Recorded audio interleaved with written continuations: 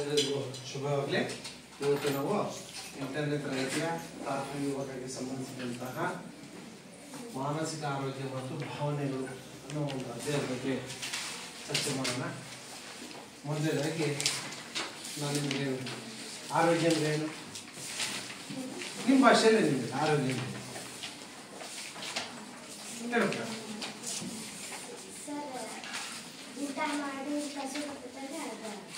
ಊಟ ಮಾಡಿ ಕಸು ಅಂದ್ರೆ ಶಕ್ತಿ.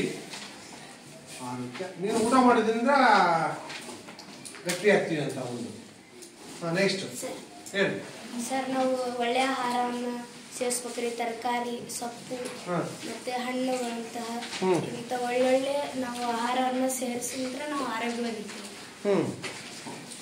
ಸರಿ, ಒಳ್ಳೊಳ್ಳೆ ತರಕಾರಿ ಹಣ್ಣು ಹಂಪಲು ಅದು ಇದು ತಿಂತೀವಿ, ಸರಿ, ಆರೋಗ್ಯ ಚೆನ್ನಾಗಿರ್ತದೆ. ಆಹಾರದ ಜೊತೆಗೆ ನಮಗೆ ಹಲವಾರು ಚಟುವಟಿಕೆಗಳು ಬೇಕಾಗ್ತದೆ. ಊಟದ ಜೊತೆಗೆ ಹಲವಾರು ಚಟುವಟಿಕೆಗಳು ಬೇಕು, ಅದರಿಂದ ನಂಗೆ ಆರೋಗ್ಯ ಚೆನ್ನಾಗಿರ್ತದೆ. ಮತ್ತೆ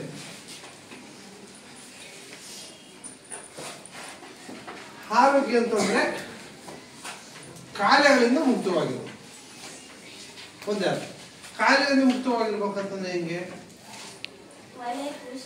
ಚೆನ್ನಾಗಿ ಕೆಲಸ ಮಾಡಬೇಕು, ವಾಕಿಂಗ್ ಮಾಡಬೇಕು, ಜಾಗಿಂಗ್ ಮಾಡಬೇಕು, ಎಕ್ಸರ್ಸೈಜ್ ಮಾಡಬೇಕು, ಸ್ವಿಮ್ಮಿಂಗ್ ಮಾಡಬೇಕು, ಸೈಕಲ್ ತುಳಿಬೇಕು, ಚೆನ್ನಾಗಿ ಆಟ ಆಡಬೇಕು. ಇವೆಲ್ಲ ಆಡೋದ್ರಿಂದ ಏನಾಗುತ್ತಂದ್ರೆ ಆಟೋಮೆಟಿಕಲಿ ಚೆನ್ನಾಗಿ ಬೇರು ಹಿಡಿಯುತ್ತೆ, ನಮ್ಮಲ್ಲಿರುವಂಥ ಕೊಬ್ಬು ಕರಗೋಗುತ್ತೆ, ಫುಡ್ ಒಳ್ಳೆ ಹೆಲ್ತ್ ಆಗಿರುತ್ತೆ. ಅದ್ರ ಜೊತೆಗೆ ಒಳ್ಳೆ ಆಹಾರ ಸೇವನೆ. ಒಳ್ಳೆ ಆಹಾರ ಸೇವನೆ ಅಂದ್ರೆ ಏನು? ಹಸಿ ತರಕಾರಿ, ಮೊಟ್ಟೆ, ಮೀನು, ಮಾಂಸ, ಹಾಲು, ತುಪ್ಪ, ಹಸಿ ತರಕಾರಿ, ಇವುಗಳನ್ನ ವ್ಯಾಯಾಮದ ಜೊತೆಗೆ ಯೋಗಾಸನ ಅವೆಲ್ಲ ವ್ಯಾಯಾಮದ ಜೊತೆಗೆ ಆಹಾರ ಪದ್ಧತಿ ಸಮ್ಮಿಶ್ರಣವಾದಾಗ ಆವಾಗ ಆಟೋಮೆಟಿಕಲಿ ಆರೋಗ್ಯ ಚೆನ್ನಾಗಿದೆ ಅಲ್ವಾ? ಆರೋಗ್ಯ ತಗೊಂಡು ಆರೋಗ್ಯ ಉತ್ತರ ಸಿಕ್ತು. ಈಗ ಮಾನಸಿಕ ಅಂದ್ರೆ ಮನಸ್ಸಿನ ಮೇಲೆ ಬೀಳುವಂತ ಪ್ರಭಾವ. ಮನಸ್ಸಿನ ಮೇಲೆ ಬೀಳುವಂತ ಪ್ರಭಾವ ಮನಸ್ಸಿಗೆ ಈಗ ಹೇಳ್ಬೋದು, ಕತ್ತೆ ಗೊತ್ತಲ್ಲ ನಿನಗೆ, ಏನಾಗುತ್ತೆ ಅಲ್ವಾ? ಗುಟ್ ಚೆನ್ನಾಗಿ ಉತ್ತರ ಇದೆ. ಗುಡ್. ಈ ಭಾಷೆಗೂ ನಿಮ್ಮ ಮನೆಗಳಾಗ ಹೋಗ್ತೀರಾ, ಕೆಲಸ ಎಲ್ಲ ಮಾಡ್ತೀರಾ, ನಿಮ್ಮ ತಂದೆ ಹೋಗ್ತಾರೆ, ನೀವು ಶಿಫ್ಟ್ ಮಾಡ್ಕೊಂತೀರಾ. ನಾನು ಕೆಲಸ ಮಾಡಿದ್ದೀನಿ, ಕೆಲಸ ಮಾಡಿದ್ರೆ ನೀವು ಬೈತಿದೀಯಾ, ಮನಸ್ಸಿಗೆ ಬೇಜಾರ. ಅಥವಾ ಯಾರೋ ಒಬ್ರು ಹೊಡೆದ್ರು, ಮನಸ್ಸಿಗೆ ಬೇಜಾರಾಗುತ್ತೆ. ಆಮೇಲೆ ಇವತ್ತು ನನಗೆ ತುಂಬ ಒಂದು ದೊಡ್ಡ ಸಮಸ್ಯೆ ಸಿಗಾಕೊಂಡಿದ್ದೀನಿ, ಆ ಸಮಸ್ಯೆನ ಪಾರಾಗ್ತದೆ. ಅವಾಗ ಏನಾಗುತ್ತಂತಂದ್ರೆ ಮನಸ್ಸಲ್ಲಿ ಎಲ್ಲೋ ಒಂದು ಕಡೆ ಕುಂಠಿತ ಆಗಬೇಕು. ನಾನು ಆಗ್ಲಿಲ್ಲಲ್ಲ, ಆ ಕೆಲಸ ಮಾಡಲಿಲ್ಲಲ್ಲ, ಓದಿಲ್ಲ, ನಾಳೆ ಎಕ್ಸಾಮ್ ಐತೆ ನಾನು ಓದ್ತಾ ಇಲ್ಲಲ್ಲ, ಓದಿಲ್ಲ, ಕಡಿಮೆ ಸ್ಕೋರ್ ಬರುತ್ತೆ. ಇವೆಲ್ಲ ಒಂಥರ ಮನಸ್ಸಿನ ಮೇಲೆ ಪ್ರಭಾವ ಬೀರುವಂತ ವಿಷಯ. ಈಗ ಮನುಷ್ಯ ಅಂದ ಮೇಲೆ ನಾನು ಹೇಳಿದೆ, ಗಿಡವಾಗಿ ಮೊಗ್ಗತ್ತು, ಮರವಾಗಿ ಬಗ್ಗಿತ್ತು. ಮರ ಸುಮ್ಮನೆ ಬಿಡ್ಕೊಂತ ಹೋದ್ರೆ ಏನಂತೆ ಬೆಂಡ್ ಆಗ್ತಾ ಹೋಗುತ್ತೆ. ಅದನ್ನ ಸರಿ ಮಾಡ್ಬೋದಲ್ವ? ಸ್ಟೇಜ್ ನಿಲ್ಸಕ್ಕೆ ಒಂದು ಪೋಲಿಗೆ ಸಪೋರ್ಟ್ ಮಾಡಿ ಅಥವಾ ಏನೋ ನಿಲ್ಲಿಸ್ಬಿಟ್ರೆ ಸ್ಟೇಟ್ ಆಗುತ್ತೆ ಅಲ್ವಾ? ಈಗ ನೀವು ವೀಕ್ ಇದ್ದೀರಾ ಅಂತ ಊಟ ಮಾಡೋದು ಬಿಟ್ಟರೆ ವೀಕ್ ಚೆನ್ನಾಗಾಗ್ತೀರಾ? ಇಲ್ಲ, ಹಣ್ಣು ಹಂಪಲು ತಿಂದು ಚೆನ್ನಾಗಾಗ್ತಿರ್ಬೋದು, ತಿಂದ್ರೆ ಆಟೋಮೆಟಿಕ್ ತಪ್ಪಾಗ್ತೀವಿ. ಹಂಗೆ ಯಾವ ವ್ಯಕ್ತಿ ಮನಸ್ಸು ಅಂದ್ರೆ ಒಂದಲ್ಲ ಇಲ್ದಲೆ ಮಾನಸಿಕವಾಗಿ ಆರೋಗ್ಯ ಅನ್ನೋದು ಏನಿದೆ, ಆ ಯಾವ ವ್ಯಕ್ತಿಯಲ್ಲಿ ಇರ್ತಾನೋ ಅವನು ದೇಶದಲ್ಲಿ ಬರುವಂತಹ ಎಲ್ಲ ವಿಧದ ಸಮಸ್ಯೆಗಳಿಗೆ ಉತ್ತರವನ್ನು ಅವನೇ ಕಂಡುಕೊಡ್ತಾನೆ. ನಾನು ಹೇಳಿದೆ ಮಾನಸಿಕ ಅಂತ ಹೇಳಿದೆ, ಏನು ನಾವು ವಿಷಯ ಮಾತಾಡಿದ್ವಲ್ಲ ಟಾಪಿಕ್, ಅದು ಮನಸ್ಸಿಗೆ ಸಂಬಂಧಿಸಿರೋ ವಿಷಯ. ಈಗ ನನಗೆ ಯಾವ್ದು ಕಷ್ಟ ಬಂದೈತಿ, ಕೆಲವರು ಕೈತ್ಕೊಂಡ್ರೆ ಕಷ್ಟ ಓಡ್ಬಿಡ್ತಾ, ಏನ್ ಮಾಡ್ಬೇಕು? ಸಮಸ್ಯೆಗಳನ್ನ ನಾವು ಫೇಸ್ ಮಾಡ್ಬೇಕು. ನೀನು ನಾಳೆ ಟೆಸ್ಟ್ ಇದೆ ಅಂತ ಹೇಳ್ಬಿಟ್ಟು ಊಟ ನಿದ್ದೆ ಬಿಟ್ರೆ ಆಗುತ್ತಾ? ಏನ್ ಮಾಡ್ಬೇಕು? ಓದ್ಬೇಕು. ಓದಿದ್ರೆ ಸಮಸ್ಯೆ ಅನ್ನೋದೇ ನಮ್ಮಿಂದ ದೂರ ಸರಿ ಅಲ್ವಾ? ನಾನು ಹೇಳಿ ನಿಮ್ಮ ಅಪ್ಪಾಜಿ ಅಮ್ಮ ಬೈದ್ರು ಅಂತ ಅಂದೆ. ಬೈತಿದ್ದಂಗೆ ನಾನು ಹೋಗಿ ಸರಿ ಕೆಲಸ ಮಾಡಲ್ಲ ಅಂತ ಹೋದ್ರೆ ಅವ್ರ ಮನಸ್ಸಿಗೆ ನೋವಾಗಲ್ಲ. ಆಯ್ತು ಅಜ್ಜಿ ನಾನು ಏನೋ ಮಾಡೋ ಕೆಲಸದಲ್ಲಿ ಸ್ವಲ್ಪ ತಪ್ಪಾಗೈತೆ, ನಾನು ತಿದ್ಕೊಂತೀನಿ ಬಿಡು, ಸರಿ ಮಾಡ್ತೀನಿ ಬಿಡು ಅಂತ ಅವ್ರ ಜೊತೆ ಹೋಗು. ಅವ್ರಿಗೂ ಮನ್ಸು ಖುಷಿ ಅನ್ಸುತ್ತೆ, ನಿಮ್ಗೆಲ್ಲ ಒಂದ್ ಕಡೆ ನಿಮ್ಮ ತಪ್ಪು ಅರಿವಾಗುತ್ತೆ. ನಾನು ಮಾಡೋ ಕೆಲಸದಲ್ಲಿ ಏನೋ ಒಂದು ನ್ಯೂನತೆ ಇತ್ತೇನೋ ಆಗ ಅಲ್ವಾ. ಹೀಗೆ ಮಾನಸಿಕವಾಗಿ ಆರೋಗ್ಯ ಇರ್ಬೇಕಂತಂದ್ರೆ ನಾವು ಸಾಧ್ಯವಾದಷ್ಟು ಒಳ್ಳೆ ಕೆಲಸಗಳನ್ನ ನಮ್ಮ ಜೀವನದಲ್ಲಿ ಮಾಡ್ತೀವಿ. ಹಾಗಾದ್ರೆ ಮಾನಸಿಕ ಆರೋಗ್ಯ ಅಂದ್ರೆ ಏನು? ನಾನು ಹೇಳ್ತೇನೆ, ಒಂದು ಕಷ್ಟ ಬರುತ್ತೆ ನನಗೆ, ಆ ಕಷ್ಟವನ್ನ ಬಂದಂತಹ ಕಷ್ಟ ಹೇಗೆ ಬಂತು, ಬಂದಂತಹ ಕಷ್ಟಕ್ಕೆ ಕಾರಣ ಕಂಡಿಡ್ಕೋಬೇಕು. ಕಂಡಿಟ್ಟಂತಹ ಕಾರಣಕ್ಕೆ ಈ ಸಮಸ್ಯೆಗೆ ಕಷ್ಟ ಮೀನ್ಸ್ ಸಮಸ್ಯೆ, ಆ ಸಮಸ್ಯೆಗೆ ಕಾರಣ ಏನು, ಆ ಕಾರಣದ ನಂತರ ಆ ಸಮಸ್ಯೆಗೆ ಪರಿಹಾರ ನಾವು ಹುಡ್ಕೋಬೇಕು. ಪರಿಹಾರ ನಾವು ಹುಡ್ಕೊಂಡಿರ್ತೀವಲ್ಲ ಅದು ಮಾನಸಿಕ ಆರೋಗ್ಯ. ಇವತ್ತು ಕಾಲಕ್ರಮೇಣ ನಾವು ಹೇಳ್ತಾ ಇದ್ವಿ, ನಿಮ್ಮ ತಾತ ಮುತ್ತಾಜ ನಮ್ಮನಿದ್ದು ಜೀವನ ಇತ್ತು, ಇಲ್ಲಪ್ಪ ನಮ್ಮ ಅಜ್ಜನ ತರ ನಾನು ಇರ್ತೀನಿ ಅಂದ್ರೆ ಆಗ್ತದ. ಈ ಮಧ್ಯೆ ಸಾಮಾನ್ಯವಾಗಿ ನಿಮ್ಮ ಮನೆಗಳಿಗೆಲ್ಲ ಒಲೆ, ಇವತ್ತು ಗ್ಯಾಸ್. ಇಲ್ಲಪ್ಪ ನಮ್ಮ ಅಜ್ಜ ಮುತ್ತಾಜ ತರ ಗುಡಿಸ್ತಾಕೊಂಡೆ ಇರ್ತೀನಿ ಅಂದ್ರೆ, ನಮ್ಮ ಅಜ್ಜ ಮುತ್ತಾಜ ಪಂಚ ಹುಡ್ಕೊಂಡು ಓಡಾಡ್ತಾ ಇದ್ರು, ಬೆಳಿಗೊತ್ತು ಕೆಲಸ ಮಾಡ್ತಾ ಇದ್ರು. ಕೆಲಸ ಮಾಡೋದು ಬೇಡ, ಅವ್ರದ್ದು ಜೀವನ ಪದ್ಧತಿ ಬೇರೆ ಇತ್ತು, ಅವ್ರಂಗೆ ನಾವು ಇರೋಕ್ಕಾಗುತ್ತಾ? ಅಂದ್ರೆ ಕಾಲಕ್ರಮೇಣವಾಗಿ ಕಾಲಕ್ಕೆ ತಕ್ಕಂತೆ ಮನುಷ್ಯ ಬದಲಾಗುವುದು, ಬರುವಂತಹ ಸಮಸ್ಯೆಗಳನ್ನ ನಿವಾರಿಸಿಕೊಂಡು ಮುನ್ನುಗ್ಗುವಂತಹ ವ್ಯಕ್ತಿಯನ್ನೇ ನಾವು ಮಾನಸಿಕ ಆರೋಗ್ಯ ಉಳ್ಳಂತಹ ವ್ಯಕ್ತಿ ಅಂತ. ಅರ್ಥದ ವಿಷಯ ಅರ್ಥ ಆಯ್ತಾ? ಬರುವಂತಹ ಕಷ್ಟವನ್ನ ಸಮಸ್ಯೆಯನ್ನ ಹೇಗೆ ಬಂತು ಅಂತ ಕಂಡಿಡ್ಕೋಬೇಕು. ಅದಕ್ಕೆ ಕಾರಣ ಏನು, ಕಾರಣ ಸಿಕ್ಕಾದ್ಮೇಲೆ ಇದಕ್ಕೆ ನಾನು ಪರಿಹಾರ ಏನು ಕಂಡುಕೋಬೇಕು, ಆ ಸಮಸ್ಯೆ ಬಗೆಹರಿಬೇಕು. ಆ ಸಮಸ್ಯೆನ ಬಗೆಹರಿಸ್ಕೊಂಡು ನಾವು ಮುಂದಿನ ಜೀವನಕ್ಕೆ ಕಾಲಿಡ್ತೀವಲ್ಲ, ಉಳ್ಳುವಂತ ಮುಂದಿನ ಜೀವನ ಕಾಲನ್ನು ಇಡುವಂತಹ ಒಂದು ವ್ಯಕ್ತಿಯನ್ನು ನಾವು ಸಾಮಾಜಿಕವಾಗಿ ಆರೋಗ್ಯವಾಗಿರುವಂತಹ ವ್ಯಕ್ತಿ ಅಂತ ಕರೀತೀವಿ. ಯಾರು ಸಹ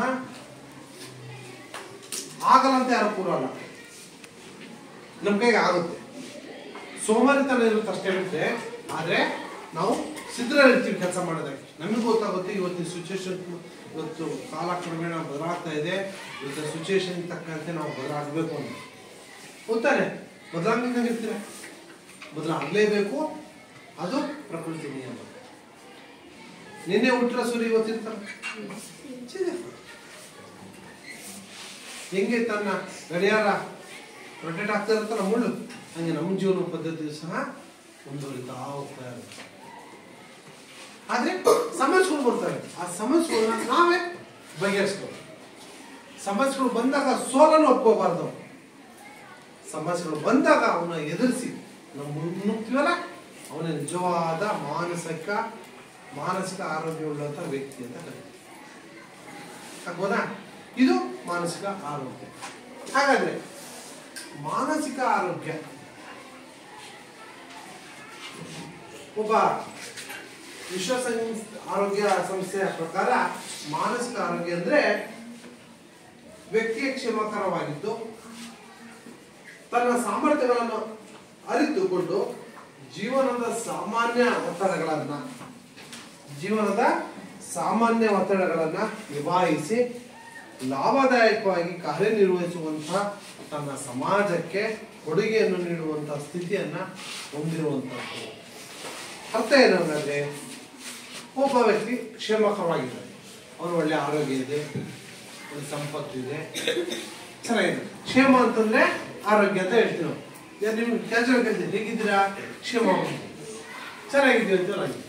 ಅವನು ಹೆಲ್ತ್ ಆಗಿದ್ದಾನೆ, ಕ್ಷೇಮವಾಗಿದ್ದಾನೆ. ಅವನಿಗೆ ಗೊತ್ತು ತನ್ನ ಸಾಮರ್ಥ್ಯ ಏನು ಅನ್ನೋದು. ನಾನು ಹೆಲ್ತ್ ಆಗಿದ್ದೀನಿ ಅಂತಂದ್ರೆ ನನ್ನ ಸಾಮರ್ಥ್ಯ ಏನು ಅನ್ನೋದು ನನಗೆ ಗೊತ್ತು. ಒಂದು ಕಲ್ಲು ಇದೆ, ಆ ಕಲ್ಲು ನಾನು ಎತ್ತಾಕ್ಬೇಕು, ಆಗುತ್ತೋ ಇಲ್ಲ ಅನ್ನೋದು ನನಗೆ ಗೊತ್ತಿರುತ್ತೆ. ಯಾಕಂದ್ರೆ ನನ್ನ ಪವರ್, ನನ್ನ ಶಕ್ತಿ ಏನು ಅಂತ ನನಗೆ ಗೊತ್ತಿರುತ್ತೆ. ನನ್ನ ಕಲ್ಲನ್ನ ಎತ್ತಬಲ್ಲೆ,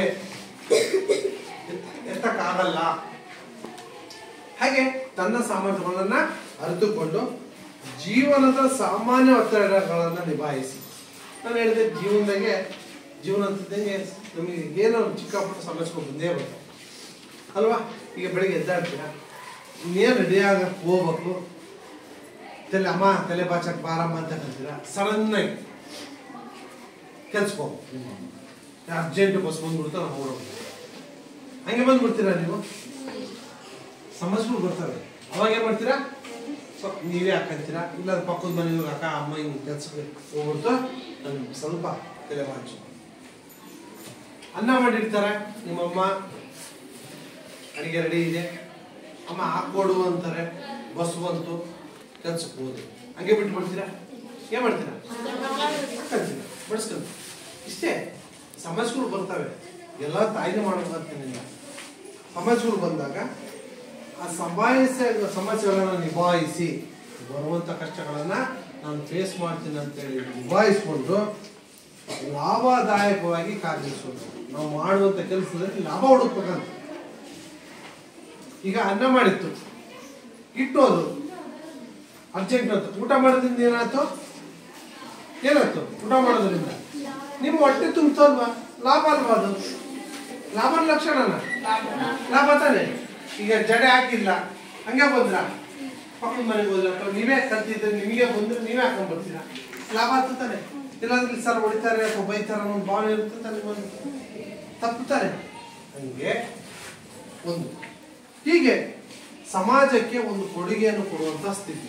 ಇಷ್ಟೆಲ್ಲ ಮಾಡಿಕೊಂಡು ಒಬ್ಬ ಸಮಾಜಕ್ಕೆ ಒಂದು ಒಳ್ಳೆಯ ಸಂದೇಶವನ್ನು ಕೊಡುವಂತಹ ಲಾಭದಾಯಕ ಕೆಲಸವನ್ನು ಮಾಡುವಂತಹ ವ್ಯಕ್ತಿಯನ್ನು ನಾವು ಸಾಮಾಜಿಕ ಆರೋಗ್ಯ ಉನ್ನತ ವ್ಯಕ್ತಿ ಅಂತ ಕರಿತೀವಿ. ಅರ್ಥಾತ್ ಏನಪ್ಪ ಒಂದು ವಿಷಯಪ್ಪ ಏನಂದ್ರೆ, ವ್ಯಕ್ತಿ ತನ್ನ ಸಾಮರ್ಥ್ಯವನ್ನು ಹತ್ಕೋಬೇಕು. ನನ್ನ ಕೈಲಿ ಕೆಲಸ ಆಗುತ್ತೋ ಇಲ್ಲೋ ಗೊತ್ತಿರುತ್ತೆ ತಾನೆ ನಿಮ್ಮ ಸಾಮರ್ಥ್ಯ ಏನು ಅನ್ನೋದು. ಅದು ಅರ್ತ್ಕೊಂಡ್ಬಿಟ್ಟು ಬರುವಂಥ ಸಮಸ್ಯೆಗಳನ್ನು ಬಗೆಹರಿಸ್ಕೊಂಡು ಜೀವನದಲ್ಲಿ ಮುನ್ನುಗ್ಗುವಂತಹ ಒಂದು ಪ್ರಕ್ರಿಯೆಗೆ ನಾವು ಸಾಮಾಜಿಕ ಆರೋಗ್ಯ ಅಂತ ಕರಿತೀವಿ. ಆಗ್ಬೋದಾ? ಇನ್ನು ಸಾಮಾಜಿಕ ಆರೋಗ್ಯದ ಮಹತ್ವ.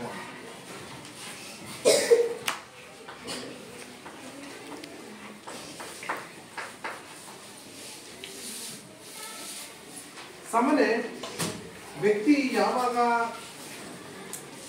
ವೀಕ್ ಆಗ್ತಾನಂತಂದ್ರೆ, ಮಾನಸಿಕವಾಗಿ ಕುಗ್ಗಿರ್ತಾನಲ್ಲ, ನನ್ಗೆ ಈಗ ಆಗಲ್ಲ, ಕೆಲಸ ಮಾಡೋಕ್ಕಾಗ್ತಾ ಇಲ್ಲ, ಸೋಮಾರಿತನ, ಬಡತನ ಇದೆ, ಎಲ್ಲ ಒಂದು ಕಡೆ ಕುಗ್ಬಿಡ್ತಾನೆ ಮೆಂಟಲಿ. ಮನೆಗೆ ಒತ್ತಡ, ಯಾವುದೋ ಕಾರಣಗಳಿಂದ ಅವ್ನು ಏನು ಮಾಡ್ತಾನೆ ಅಂದರೆ ವೀಕ್ ಆಗ್ಬಿಡ್ತಾನೆ. ವೀಕ್ ಆಗಿ ಏನು ಮಾಡ್ತಾನೆ ಅಂದರೆ ಕೆಲವೊಂದು ಚಟುವಟಿಕೆ ಬರ್ತಾನೆ. ಏನು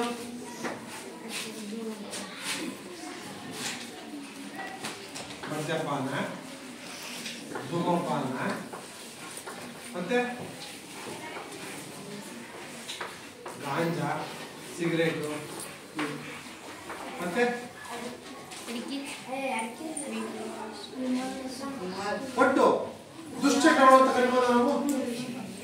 ದುಶ್ಚಟಗಳು ಒಳಗಾಗ್ತವೆ. ಯಾಕಂದ್ರೆ ಮನುಷ್ಯ ತಲೆ ಓಡಲ್ಲ. ಕೆಲವರು ಹೇಳ್ತಾರೆ ನಾನು ಸಿಗರೇಟ್ ಸೇರಿದೆ ಜರ್ದ ಕಡೆ ತಲೆನೇ ಓಡಲ್ಲ ಅಂತ. ಅವೆಲ್ಲ ಸುಳ್ಳು. ಓಡ್ತತೆ, ಅದು ಅಭ್ಯಾಸದ ಕ್ರಮ ಆಗ್ಬಿಟ್ಟು. ಈಗ ನಮ್ಮಲ್ಲೂ ಕೆಲವರು ಅಕಾಡ್ ಗೀಚ್ಕೆ ಯಾಕಂತಾರಲ್ಲ, ಕೆಟ್ಟ ಚಟ. ಆ ಕೆಟ್ಟ ಚಟಗಳಿಂದಲೇ ಅರ್ಧ ವ್ಯಕ್ತಿ ಹೋಗ್ತಾ ಹೋಗ್ತಾರೆ, ಡೌನ್ ಆಗ್ತಾರೆ. ಯಾವಾಗ ಸದೃಢನಾಗಿರ್ತಾನ ವ್ಯಕ್ತಿ, ಅವನು ಈ ದುಶ್ಚಟಗಳಿಂದ ದೂರ ಇರ್ತಾನೆ. ಅವನಿಗೆ ಗೊತ್ತಿದೆ, ಯಾರು ಸೋಲನ್ನು ಒಪ್ಕೊಂತಾರೋ ಅವರೆಲ್ಲ ಏನ್ ಮಾಡ್ತಾರೆ, ದುಶ್ಚಟಗಳಿಗೆ ಅಡಾಪ್ಟ್ ಆಗ್ತಾರೆ. ಗೊತ್ತಾನೆ? ಯಾರು ಸೋಲನ್ನು ಒಪ್ಪಳಿದ ಬರುವಂತ ಸೋಲನ್ನು ಎದುರಿಸ್ಕೊಂಡು ಗೆಲ್ತೀನಿ ಅನ್ನೋ ಇದನ್ನ ಏನ್ ಮಾಡ್ತಾರೆ, ವಿನ್ ಆಗ್ತಾರೆ. ಜಯಶೀಲನಾಗ್ತಾನೆ ಜೀವನದಲ್ಲಿ. ಅರ್ಥಾಯ್ತಾ? ಹೀಗೆ ಯಾವ ವ್ಯಕ್ತಿ ತನ್ನ ಆರೋಗ್ಯ ಆಗಿರ್ಬೋದು, ಸಂಪತ್ತಾಗಿರ್ಬೋದು, ಯಾವುದೋ ಒಂದು ಮಾನಸಿಕವಾಗಿ ಕುಗ್ತಾ ಇದ್ದಾನೆ ಅಂತಂದ್ರೆ ಆ ಕುಗ್ಗುವಿಕೆಯಿಂದ ದೂರ ಹೋಗ್ಬೇಕು, ಮರಿಬೇಕು, ಆ ಒಟ್ಟು ಆ ಮತ್ತಿನಿಂದ ಹೊರ ಬರ್ಬೇಕು ಅಂತ ಕಾರಣದಿಂದ ದುಶ್ಚಟಕ್ಕೆ ಹೋಗ್ತಾನೆ. ಯಾರು ಮಾನಸಿಕವಾಗಿ ವೀಕ್ ಇರುವಂತ ವ್ಯಕ್ತಿ. ಅದೇ ಸದೃಢನಾಗಿರುವಂತ ವ್ಯಕ್ತಿ ಏನ್ ಮಾಡ್ತಾನೆ? ಗೆದ್ದು ಬರ್ತಾನೆ.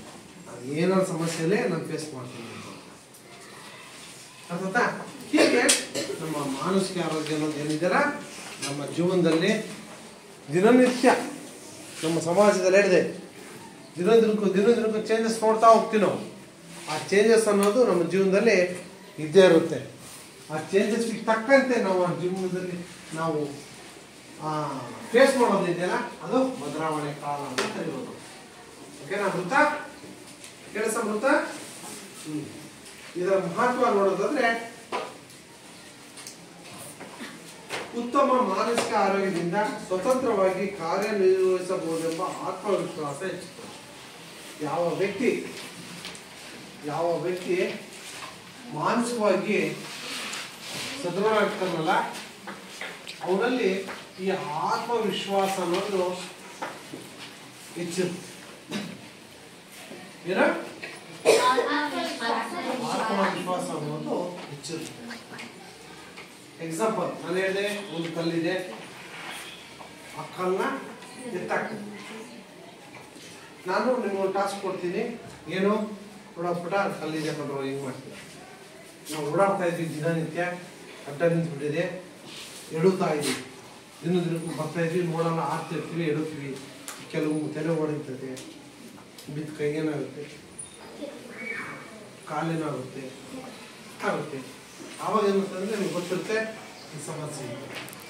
ನಾವು ಅವಾಗ ಏನು ಮಾಡ್ಬೇಕಪ್ಪ ಅಂದರೆ ಅಡ್ಡ ಇರೋದನ್ನ ಸಾಧ್ಯ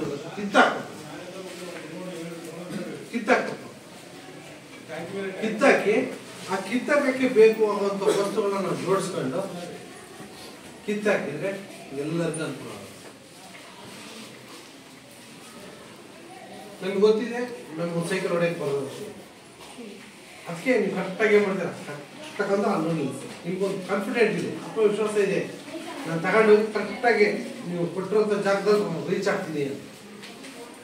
ಅದೇ ರೀತಿ ನೀವು ಅಷ್ಟೇ ನಮ್ಮ ಜೀವನದಲ್ಲಿ ನಾನು ಚೆನ್ನಾಗಿ ಓದ್ಬಿಟ್ಟು ಬರೆದು ಬಿಟ್ಟು ಚೆನ್ನಾಗಿ ಆಟ ಆಡಿಬಿಟ್ಟು ಒಂದು ಸ್ಟೇಟ್ ಲೆವೆಲ್ಗೆ ಹೋಗ್ಬೇಕು, ಇಂಟರ್ನ್ಯಾಷನಲ್ ಲೆವೆಲ್ಗೆ ಹೋಗ್ಬೇಕು, ಯಾವ ಟ್ರಿಪ್ ಹೋಗ್ಬೇಕು ಅನ್ನೋದು ನೀವು ಡಿಸೈಡ್ ಮಾಡಿ. ನಿಮ್ಮಲ್ಲಿ ಆತ್ಮವಿಶ್ವಾಸ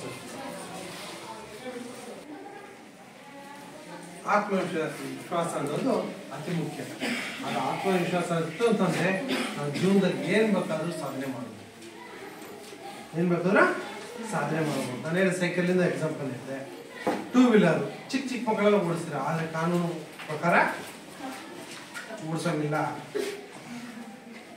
ಏನೋ ಸಮಸ್ಯೆ ಆದರೆ ಭಾರಿ ದೊಡ್ಡ ಬೆಲೆ ಕಟ್ಟಬೇಕಾಗುತ್ತೆ. ನಾವೇನು ಮಾಡ್ತೀವಿ ಅಂದರೆ ಮನೆ ಹೊಡಕ್ಕೆ ಕೊಟ್ಬಿಡ್ತಾರೆ, ಮನೆ ನಿಲ್ಸಿರ್ತಾರೆ, ಅಪ್ಪ ಅಮ್ಮಗೆ ಅಪ್ಜಿಗೆ ಓಡಿಸಿದ ಅಂತೀರ, ಅವ್ನು ತಗೊಂಡೋಗ್ರಂತೆ, ತಗೊಂಡೋಗಿ ಬಿದ್ರಿ ಏನೋ ಕೈ ಕಾಲು ಮುರಿತು ಅಂತಂದರೆ ನಿಮ್ಮ ತಂದೆ ಜೈಲಿಗೆ ಹೋಗ್ಬೇಕಾಗುತ್ತೆ, ದಂಡ ಕಟ್ಟಬೇಕಾಗುತ್ತೆ ಅಂತ. ಹಾಗಾಗಿ ಸಾಧ್ಯವಾದಷ್ಟು ಕೆಲವು ಕಾನೂನು ಪ್ರಜ್ಞೆಗಳನ್ನು ತಿಳ್ಕೊಂಡು ನಾವು ಸ್ಕೂಟರ್ಗಳನ್ನ ವಾಹನಗಳನ್ನು ಚಾಲನೆ ಮಾಡೋಕ್ಕೆ ಬರುತ್ತೆ ಅಂತ ಹೇಳ್ಬಿಟ್ಟು ಹೆಂಗ್ಬಿಟ್ಟು ಹೋಗೋದು ಬೀಳೋದು ಏನೋ ಆಗಲಿ ಜೀವನ ಹೋಗ್ಬೋದು ಅಂತ. ಆತ್ಮವಿಶ್ವಾಸ ಅನ್ನೋದು ಅತಿ ಮುಖ್ಯ. ನಾನು ಎಕ್ಸಾಂಪಲ್ಲಿ SSLC ಎಕ್ಸಾಮಲ್ಲಿ PUCಯಲ್ಲಿ ಅತಿ ಹೆಚ್ಚು ಅಂಕಗಳನ್ನ ಓದ್ಬಿಟ್ಟು ಬರೀತೀನಿ, ಒಳ್ಳೆ ಸ್ಕೋರ್ ತೆಗಿತೀನಿ ಅಂತೇಳಿ ಒಳ್ಳೆ ಸ್ಕೋರ್ ತೆಗಿತೀನಿ ಅಂತ ಹೇಳಿ ನಿಮ್ಮಲ್ಲಿ ಆತ್ಮವಿಶ್ವಾಸ ಇರಬೇಕು.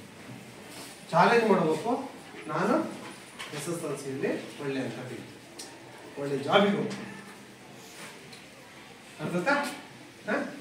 ಇವತ್ತಿನ ದೃಢ ನಿರ್ಧಾರ ಮಾಡ್ರಿ, ನಾವು ಚೆನ್ನಾಗಿ ಜೊತೆಗೆ ಚೆನ್ನಾಗಿ ಆಡ್ಬೇಕಂತಲೂ ಪ್ರತಿಜ್ಞೆ ಮಾಡಿ. ನಾನು ಒಳ್ಳೆ ಸ್ಟೇಟ್ ಪ್ಲೇಯರು, ಇಂಟರ್ನ್ಯಾಷನಲ್ ಪ್ಲೇಯರು ಆಗಬೇಕು ಅಂತ ಗುರಿ ಇಟ್ಕೊಂಡು ಅದ್ರ ತಕ್ಕಂತೆ ನೀವು ಪ್ರಾಕ್ಟೀಸ್ ಮಾಡ್ತಾ ಹೋದರೆ ನಿಮ್ಮ ಗುರಿಯನ್ನು ನೀವು ತಲುಪೋದಕ್ಕೆ ಅನುಕೂಲ. ಓಕೆನಾ? ಎರಡನೇ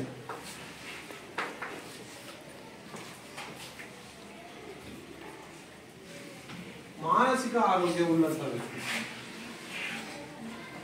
ಮಾನಸಿಕ ಆರೋಗ್ಯವುಳ್ಳಂತ ವ್ಯಕ್ತಿ ಸನ್ನಿವೇಶಕ್ಕೆ ತಕ್ಕಂತೆ ಹೊಂದಿಕೊಳ್ಳುವಂತಹ ಮನೋಭಾವನೆಯನ್ನು ಹೊಂದಿರ್ತಾರೆ. ನಾನು ಹೇಳಿದೆ, ವರ್ಷದಲ್ಲಿ ಎಷ್ಟು ಋತುಮಾನಗಳು ಬರ್ತಾರೆ? 3 ಬರ್ತಾರೆ. ಯಾವ್ಯಾವ? ಚಳಿಗಾಲ, ಮಳೆಗಾಲ, ಎಷ್ಟು ತಿಂಗಳು ಬರ್ತವೆ? ಯಾವ್ಯಾವ?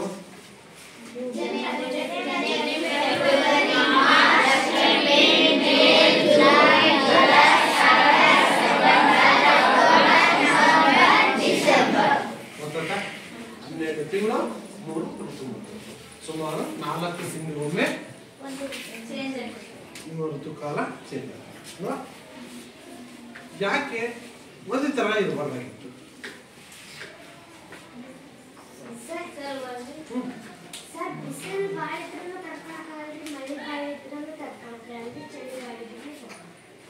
ತಡ್ಕನಕ್ಕಾಗಲ್ಲ.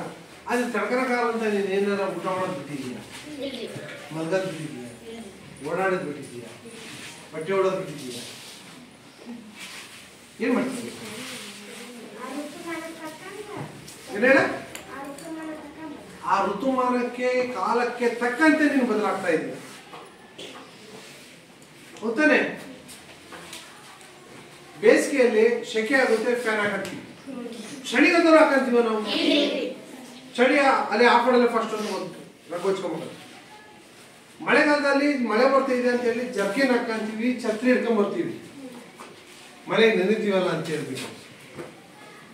ಚಳಿಗಾಲದಲ್ಲಿ ಹಿಡ್ಕೊಂಡ್ಬಿಡ್ತೀರಾ ಛತ್ರಿನ? ಬೇಸಿಗೆ ಹಿಡ್ಕೊಂಡ್ಬಿಡ್ತೀರಾ? ಬೇಸಿಗೆ ಬಿಸಿಲು ಕಿರಣಕ್ಕೆ ಅಷ್ಟೇ. ಸೊಟ್ಟ ಹಾಕೊಂಡ್ಬಿಡ್ತೀರಾ ಬೇಸಿಗೆ ಆಗಲ್ಲ. ಅಂದ್ರೆ ಕಾಲಕ್ಕೆ ತಕ್ಕಂತೆ, ಸನ್ನಿವೇಶಕ್ಕೆ ತಕ್ಕಂತೆ. ಈಗ ಬೆಳಿಗ್ಗೆ ಫಸ್ಟ್ ಪೀರಿಯಡ್ ಯಾರು ಮಾಡಿದ್ರು? ಮೂರನೇ ಪೀರಿಯಡ್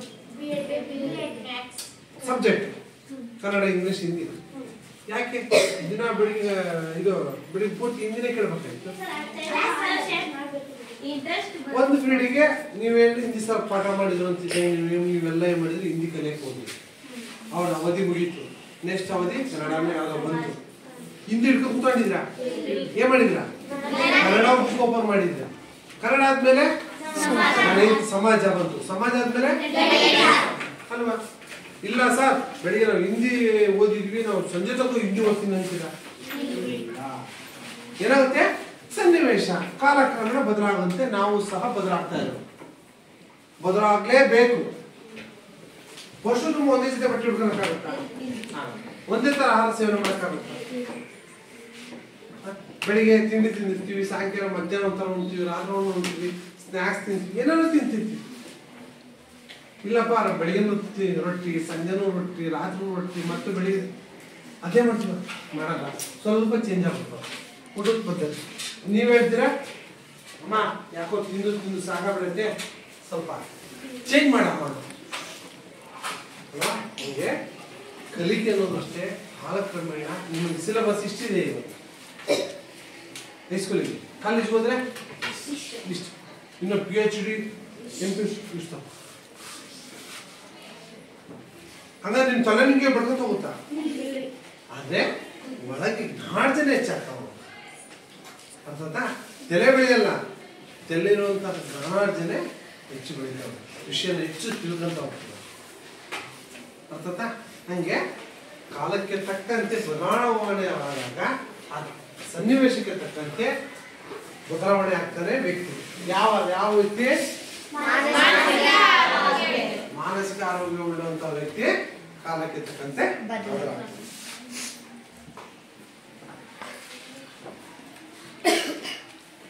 ಮಾನಸಿಕವಾಗಿ ಆರೋಗ್ಯ ಉಳ್ಳುವಂತಹ ವ್ಯಕ್ತಿ ಉತ್ತಮವಾದ ಭಾವನೆ, ಸಕಾರಾತ್ಮಕ ಭಾವನೆಗಳನ್ನು ಕೊಡ್ತಾರೆ. ಆ ಸಕಾರಾತ್ಮಕ ಭಾವನೆಗಳನ್ನ ಅವನು ಜೀವನದಲ್ಲಿ ಅಳವಡಿಸ್ಕೊಳ್ತಾನೆ. ಯಾಕಂದ್ರೆ ಕೆಟ್ಟದ್ದು ಮಾಡಿದ್ರೆ ಕೆಟ್ಟದಿಂದಲೇ ಯೋಚನೆ ಮಾಡ್ತೀವಿ. ಆದ್ರೆ ನಾವು ಮುಂದುವರಿಬೇಕು, ಸಮಾಜ ದೇಶ ಮುಂದುವರಿಬೇಕು ಅಂತಂದ್ರೆ ಎಷ್ಟು ಸಾಧ್ಯ ಅಷ್ಟು ನಾವು ಒಳ್ಳೆ ಕೆಲಸಗಳನ್ನೇ ಮಾಡ್ತಾ ಹೋಗ್ತೀವಿ. ಒಳ್ಳೆಯ ಭಾವನೆಗಳಿದ್ರೆ ಯಾವ ಹೇಳ್ಬೋದು?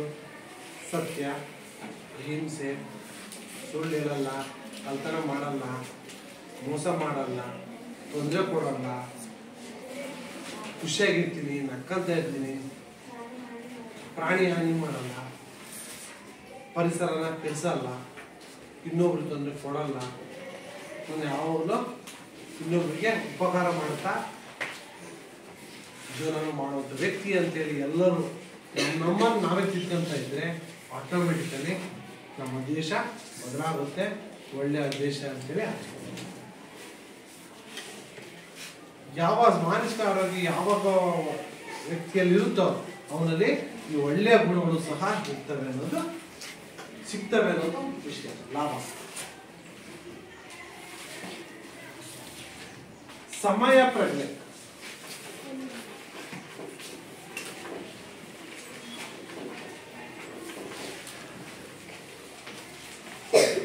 ಯಾರು ಸಮಯ ಪ್ರಜ್ಞೆ ಅಂದ್ರೆ ಹೇಳಿದೆ, ಬೆಳಿಗ್ಗೆ ನೀವು 9:50 ಬೆಲ್ ಆಗುತ್ತೆ, 10 ಗಂಟೆ ಮುಗಿಯುತ್ತೆ, 10:05 ಸರ್ ಬರ್ತಾರೆ, ಬೆಲ್ ಆಗುತ್ತೆ. ನಾನು ಹೇಳಿದೆ ಆಗಲೇ ಸಮಯ ಪ್ರಜ್ಞೆ ಅನ್ನೋದು 10ರಿಂದ 10:15, 10:40 ತನಕ ಒಂದು ಕಾಲ ಅವ್ರು ಹೋಗ್ತಾರೆ ಬೆಲ್ ಆಗ್ತಾರೆ. 2ನೇ ಕ್ಲಾಸಿಗೆ ಗ್ಯಾಪ್ ಇರುತ್ತೆ, ಆ ಸರ್ ರಜೆ ಹಾಕಿದ್ದಾರೆ. ಏನ್ ಮಾಡ್ತೀರಾ? ಬೇರೆ ಟೀಚರ್ಸ್ ಬಂದು ಕವರ್ ಮಾಡಬಹುದು, ಅಥವಾ ಅವ್ರ ಸಬ್ಜೆಕ್ಟ್ನ ಕುಂತ್ಕೊಂಡು ಓದ್ಬೋದು, ಅಥವಾ ಏನೋ ಒಂದು ವರ್ಕ್ ಮಾಡೋದು. ಅದು ಬಿಟ್ಟು ಆ ಸರ್ ಬಂದಿಲ್ಲ ಅಂತ ಹೇಳ್ಬಿಟ್ಟು ಕೇಕೆ ಹೊಡೆಯೋದು, ಮಜಾ ಮಾಡೋದು, ಚೀರಾಡೋದು, ಬುಕ್ಸ್ಗಳ ಕದಿಯೋದು, ಈ ಮಾಡಿದಾಗ ಏನಾಗುತ್ತೆ? ಆ ಸಮಯ ವೇಸ್ಟ್ ಆಗುತ್ತೆ ಅಲ್ವಾ? ಆ ಸರಿದು ತರಗತಿ ಇದೆ ಅಂತಂದ್ಮೇಲೆ ಆ ತರಗತಿನ ನಾವು ಏನ ಮಾಡಿ ಸದುಪಯೋಗ ಪಡಿಸ್ಕೋಬೇಕಂತಂದ್ರೆ, ಲಾಭ ಪಡ್ಕೊಬೇಕಂದ್ರೆ ಕುಂತ್ಕೊಂಡು ಓದಿ, ಅದೇ ನೋಡ್ಸಿ ಅದೇ ಸಬ್ಜೆಕ್ಟ್ನೇ ಆಗಲಿ ಸರ್ ಓದಿ ಬರೀರಿ, ಅಥವಾ ಇನ್ನೇನೋ ಒಂದು ಸ್ವಲ್ಪ ವರ್ಕ್ ಮಾಡಿ ಒಟ್ಟು ಆ ಒಂದು ಸಮಯ ಅನ್ನೋದಿಲ್ಲ, ಆ ಸಮಯವನ್ನು, ಆ ತರಗತಿಯ ಸಮಯವನ್ನು ನೀವು ಅದಕ್ಕೋಸ್ಕರನೇ ಬಳಸ್ಕೊಳ್ಳಿ. ಅವಾಗ ಏನಾಗುತ್ತಂದ್ರೆ ಆಟೋಮೆಟಿಕಲಿ ಲಾಭ ಅಂತೂ ಸಿಗುತ್ತೆ. ಲಾಭ ಆಗುತ್ತೆ, ನಷ್ಟ ಆಗುತ್ತೆ? ಲಾಭ ಆಗುತ್ತಾನೆ. ಅದು ಬಿಟ್ಟು ಕೇಕ್ ಹೋಗೋದು ಕೂತ್ಕೊಂಡ್ರೆ ಲಾಭ ಸಿಗುತ್ತಾ? ಏನಾಗುತ್ತೆ? ವೇಸ್ಟ್ ಆಗೋಗುತ್ತೆ.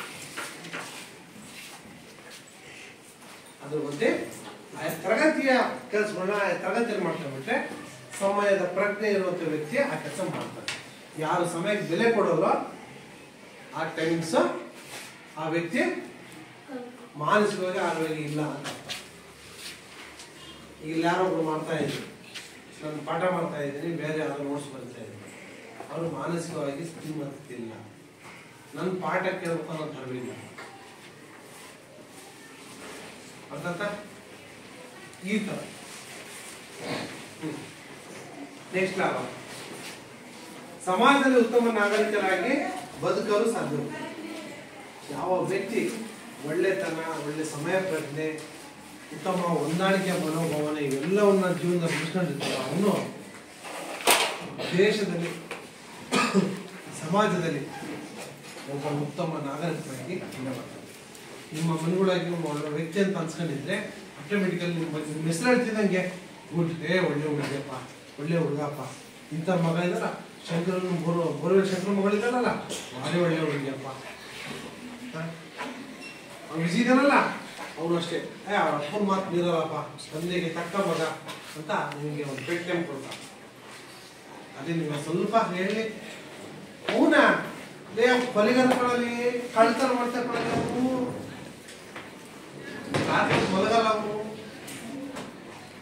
ಏನು ಸರಿ, ಅವನ ದೇಶಕ್ಕೆ ಹಾನಿಕಾರಕ ಅಂತ ಕರಿತೀವಿ ನಾವು.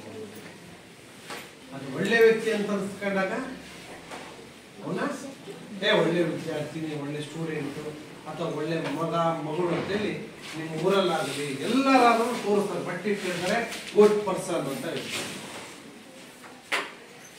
ಅರ್ಥ? ಹೀಗೆ ಏನೋ ಒಂದು 4-5 ಪಾಯಿಂಟ್ ಇದಲ್ಲ, ಇವು ಮಾನಸಿಕವಾಗಿ ಆರೋಗ್ಯವಿರುವಂತಹ ವ್ಯಕ್ತಿ ತನ್ನ ಜೀವನದಲ್ಲಿ ಏನ್ ಬೇಕಾದ್ರೂ ಫೇಸ್ ಮಾಡಬಲ್ಲ. ಆಮೇಲೆ ಇದರಿಂದ ಈ ಮಾನಸಿಕ ಆರೋಗ್ಯಗಳ ವ್ಯಕ್ತಿಯಿಂದ ನಮಗೆ ಎಷ್ಟೆಲ್ಲ ಲಾಭ ಆಗುತ್ತೆ, ನಮಗಾಗಿರ್ಬೋದು, ನಮ್ಮ ದೇಶಕ್ಕಾಗಿರ್ಬೋದು, ನಮ್ಮ ಊರಿಗಾಗಿರ್ಬೋದು, ಎಲ್ಲ ವಿಧದಲ್ಲೂ ಸಹ ಒಬ್ಬ ವ್ಯಕ್ತಿ ಆರೋಗ್ಯದಿಂದ ಇದ್ದರೆ ಏನೆಲ್ಲ ಸಾಧನೆ ಮಾಡ್ಬೋದು ಅನ್ನೋದನ್ನ ನಾವು ಗೊತ್ತಾಗ. ಏನೋ ಡೌಟ್ ಇದೆಯಾ? ಏನೋ ಗೊತ್ತಿದೆಯಾ? ಹೇಳ್ತೀರಾ ಮಾನಸಿಕ ಆರೋಗ್ಯ ಅಂತ ಏನು ಅಂತ ಒಂದ್ಸಲ? ನಾನು ಹೇಳ್ಕೊಟ್ಟಂಗೆ ಒಬ್ಬ ವ್ಯಕ್ತಿಯು ತನ್ನ ಸಾಮರ್ಥ್ಯವನ್ನು ಅರಿತುಕೊಂಡು ತನಗೆ ಒದಗಿ ಬಂದಂತಹ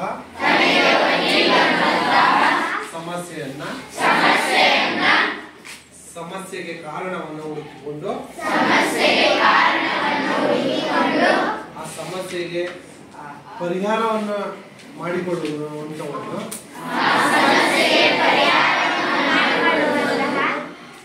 ಒಂದು ವಿಧಾನಕ್ಕೆ ಮಾನಸಿಕ ಆರೋಗ್ಯ ಅಂತ ಕರೀತೀವಿ. ಗೊತ್ತಾಯ್ತಾ? ಇದ್ರ ಲಾಭ ಏನು ಅನ್ನೋದು ಹೇಳಿದೆ. ಮತ್ತೇನೋ ಡೌಟ್ ಇದೆಯಾ?